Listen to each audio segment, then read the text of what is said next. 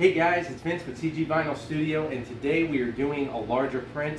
We're getting more and more questions on our laminating process, and I wanted to just cover real quick how we work with some of the longer prints that, again, may or may not be curling just due to the vinyl coming off the roll.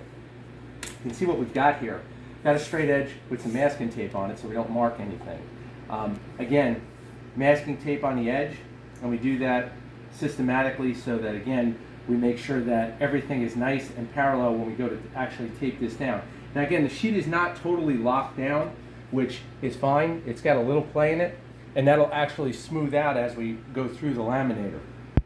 But overall, you want to have a sheet that you can work with. And you can see here, we seal the edges using straight edges. And now we can apply our water mist over the lamination so that we can trap any dust. Now we already went over the graphics. Now we'll come over here, lay down a beautiful bead of water all the way across. Don't be shy with the water if you're using this process, because I'm telling you right now, once it goes over the laminator, it's going to work like a squeegee off all the water. You can see we leave about a ½ inch of vinyl that overlaps as far as the 3M8518. And the reason we do that is naturally we don't want to get any penetration on the vinyl. After you guys have laid down the water and you can see how much those droplets are as far as quantity, it's a lot. Don't be afraid about oversaturation. It's not going to matter. The main thing is that you have a fine sprayer, and you can see how those dots look of water. I'm just going to move the light so you can see it. That's going to trap any dust, any debris. And once we go through the laminator, it will squeegee everything off. So we're going to put it through the laminator. This is a much larger print. I believe it's 24 inches long. Yes. So once this is completed, you'll see it and you'll see the finished product. Okay guys, you can see the laminator is all wet. And again, we spray the laminator because this bar is all silicone, and once it goes over the glass with the print, it's going to squeegee off all the water, and here it is. The cool part about this is you never have to worry about cleaning your laminator, because essentially every time you use it, it's clean. The next thing, you've got the backing. You can see backing of the vinyl is now all done. And when I say the vinyl, I'm talking about the 3M8518. Gooseneck lamp, it always gets sprayed. We spray all this because anything over the print, you want to trap any of the debris from falling. Coming over now to the print, and you can see we've got perfect. You can see how that 3M8518 lays down. We get a lot of questions on it. And you can see that's what you're looking at.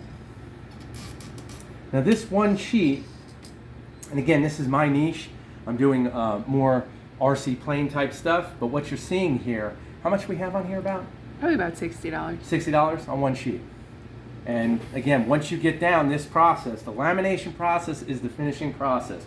Once you do that, of course, you got a waterproof product, and of course, we have UV lamination because 3M8518 is designed with that intention in mind, which is what we have here.